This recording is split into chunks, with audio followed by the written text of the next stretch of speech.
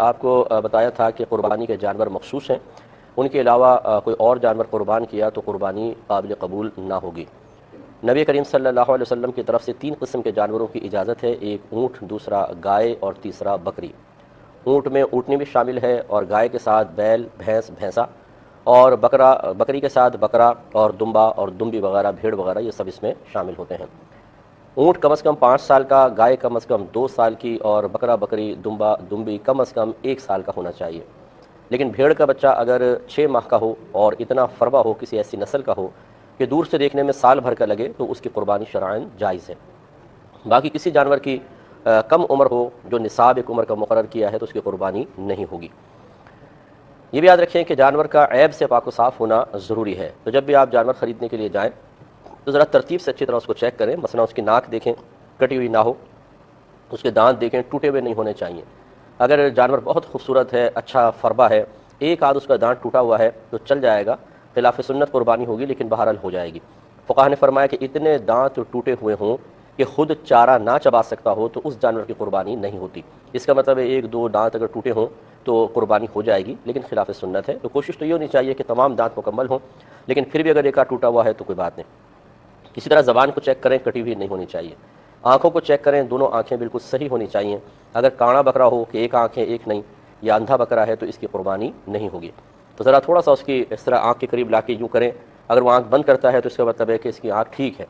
ورنہ ہمارے ہاں تو ماشاءاللہ ایک سے ایک ماسٹر لوگ ہیں، قربانی یہ بکرے کی آنکھیں بعض اوقات ضائع ہو جاتی ہیں اور اس میں نکلی آنکھ فٹ کی ہوتی ہے، تو یہ پتہ چل جائے گا اگر نکلی ہوگی تو حرکت نہیں کرے گا، چاہے آپ کتنی آنکھ کے قریب کریں، تو یہ ضرور چیک کر لیا کریں، بعض اوقات دھوکہ ہو جاتا ہے۔ کانوں کا مسئلہ یہ ہے کہ اگر کسی جانور کے پیدائشی کان نہ ہو تو یہ ایک عیب ہے، اس کی قربانی نہیں ہو سکتی۔ ہاں، بڑے چھوٹے سے کوئی فرق نہیں پڑتا۔ بعض بکرے ایسے ہوتے ہیں جو چھوٹی نسل کے ہوتے ہیں، ان کے ٹیڈی بکرے شاید کہتے ہیں، چھوٹے چھوٹے سے کان ہوتے ہیں، تو کوئی مسئلہ نہیں ہے، بہت لمبے کان ہوں یا چھوٹے ہوں، دونوں چل جائیں گے۔ لیکن مکمل طور پر اگر پیدائشی طور پر نہیں ہے تو پھر نہیں ہوگی۔ اور اگر کان ہیں اور کٹے ہوئے ہیں تو اس میں دیکھا جائے گا اگر کان اتنا کٹا ہے کہ 1/3 یا اس سے زیادہ، تو اس کی قربانی نہیں ہوتی ہے۔ مثال کے طور پہ 3 انچ کا کان ہے اور 1 انچ کٹا ہوا ہے تو یہ 1/3 1/3 جو ہے وہ کٹا ہوا کہلائے گا، یا اس سے زیادہ ہے تو اس کی قربانی نہیں ہوگی۔ لہٰذا اس سے کم کٹا ہوا ہے تو ہو جائے گی۔ بعض اوقات ایسا ہوتا ہے کہ جانور بہت ہی اچھا ہوتا ہے اور تھوڑا بہت کان میں کچھ خرابی ہوتی ہے، یا جیسے یہ ریوڑ کے ریوڑ لے کر آتے ہیں تو بطور نشانی بعض اوقات کان میں سوراخ سے کر دیتے ہیں چھوٹا سا، تو اس کی قربانی ہو جائے گی، اگرچہ خلاف سنت ہے، مکروہ قربانی ہے، لیکن وہ کراہت اتنی زیادہ نہیں ہے کہ خرابی پیدا ہو، بہت زیادہ خرابی پیدا ہو، تو ایسے جانور کی ہو سکتی ہے، لیکن اچھا ہے کہ پورا کان ثابت ہو تو بہت ہی بہتر ہے۔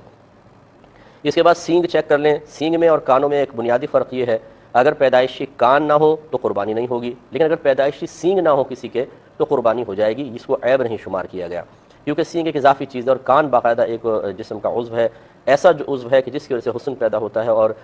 جانور یا انسان مکمل ہوتا ہے۔ سینگ ایک اضافی چیز شمار کی گئی ہے، تو اس لیے وہ زینت کے لیے گویا کہ کہہ لیں آپ، یا خاص کسی ضرورت کے لیے، جیسے جانوروں کو بعض کو اللہ تعالیٰ نے سینگ دیے ہیں تاکہ وہ اپنا دفاع کر سکیں۔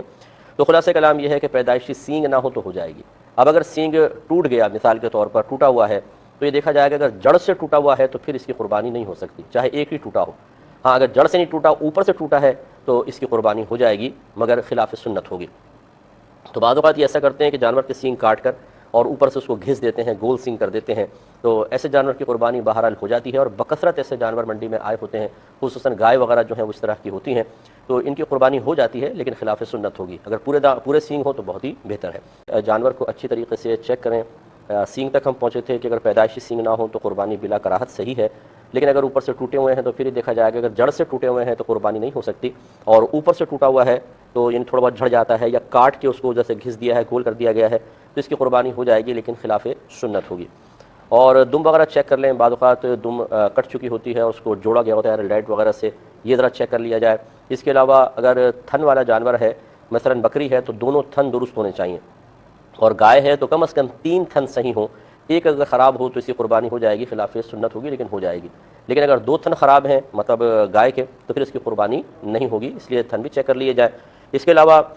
چلا کر تھوڑا سا دیکھ لیں جانور لنگڑا نہ ہو، ویسے تو اتنا لنگڑا جانور کہ خود چل کر قربان گاہ تک پہنچ سکے، چارہ کھانے کے لیے جا سکے، اس کی قربانی جائز ہوتی ہے لیکن مکروہ ہوگی، یہ لنگڑا ہے مکروہ ہوگی۔ لیکن اگر اس سے زیادہ ہے، جیسے ابھی بتایا کہ چل ہی نہیں سکتا ہے، وہ بالکل ایک ٹانگ اٹھا کے کھڑا ہو گیا ہے اور اس کے لیے چلنا دشوار ہو گیا ہے، تو یہ ایک بڑا عیب ہوتا ہے، اس کی قربانی نہیں ہو سکے گی، تو ذرا چلا کر دیکھ لیا جائے، بہت ہی اچھا ہے۔ تو یہ کچھ عیوب اور نقائص اچھی طریقے سے چیک کر لیے جائیں۔ اب مثال کے طور پہ بعض اوقات ایسا ہوتا ہے ہم جانور لے کر آتے ہیں، گاڑی میں چڑھاتے ہوئے یا گاڑی سے اتارتے ہوئے جانور بدک جاتا ہے، پریشان ہوتا ہے اور اس میں اس کو چوٹ لگ جاتی ہے، بعض اوقات کھال چھل جاتی ہے، تھوڑی چیر جاتی ہے، بعض اوقات کھر اس کا تھوڑا سا اکھڑ جاتا ہے، ٹانگ میں چوٹ لگ جاتی ہے جس سے وہ تھوڑا سا لنگڑانے لگتا ہے۔ تو یاد رکھیں کہ اگر گھر میں آئے اور یہ چھوٹے موٹے عیب پیدا ہوئے تو اس میں کوئی حرج نہیں ہے، غنی ہو یا فقیر وہ آرام سے قربانی سے کر سکتا ہے۔ لیکن اگر اتنا بڑا عیب پیدا ہو گیا کہ جو قربانی کی راہ میں رکاوٹ ہے، جیسے پورا کا پورا جڑ سے سینگ ٹوٹ گیا، اتنا لنگڑا ہو گیا کہ چل نہیں سکتا ہے، یا آنکھ پھوٹ گئی خدا نخواستہ جانور کی، تو ایسی صورت میں اگر وہ غنی ہے یعنی مالک نصاب ہے تو دوسرا جانور لے کر آئے گا، اس کی قربانی نہیں کر سکتا۔ اور اگر شرعی فقیر تھا اور اس نے بیچارے نے ہمت کر کے جانور خریدا تھا، تو چونکہ شرعی فقیر پر قربانی کا جانور قربانی کی نیت سے خریدتے ہی اس خاص جانور کی قربانی کرنا اس پر واجب ہو جاتا ہے، لہذا اس کے لیے لازم نہیں ہے کہ دوسرا لائے، یہ اسی کو قربان کر سکتا ہے، اللہ تعالیٰ قبول فرمائے گا۔ یہ ہے کہ جب آپ یہ اس وقت ہے کہ جب آپ ذبح کرنے سے پہلے یا قربان کرنے سے پہلے عیوب و نقائص پیدا ہوتا دیکھیں تو یہی مسائل ہیں۔ اور ایک یہ ہے کہ آپ نے جانور لٹا دیا ہے، چھری پھیرنے والے ہیں یا تھوڑی بہت چھری پھیر دی ہے، اس میں بھی آپ نے دیکھا ہوگا بعض اوقات جانور ایک دم بدک کے اڑ جاتا ہے، دوڑ پڑتا ہے، بھاگ لیتا ہے، اور عین ذبح کے وقت اس میں کوئی عیب پیدا ہو گیا، مثلا اچھلا بہت ایک دم چھری پھیرتے اچھلنے لگا اور اس سے سینگ ٹوٹ گیا مثال کے طور پر، تو چاہے یہ غنی ہو یا فقیر اس جانور کی قربانی دونوں کے لیے شرعاً جائز ہے کہ بوقت ذبح جو عیب پیدا ہوتا ہے وہ معاف ہوتا ہے کہ اب بالکل آخری وقت ہے تو اس کے لیے اس کی قربانی دونوں کے لیے شرعاً جائز ہے۔ ہاں اگر کوئی بہت مالدار آدمی ہے، صاحب استطاعت ہے اور صاحب ہمت بھی ہے، دل بڑا ہے، تو اگر وہ اس جانور کو کہے کہ نہیں چاہے یہ قربانی کے وقت میں اس کو نہیں قربان کرتا دوسرا لاؤں، تو یہ نور علی نور ہے، اللہ تعالیٰ اس کو مزید برکات سے انشاءاللہ نوازے گا۔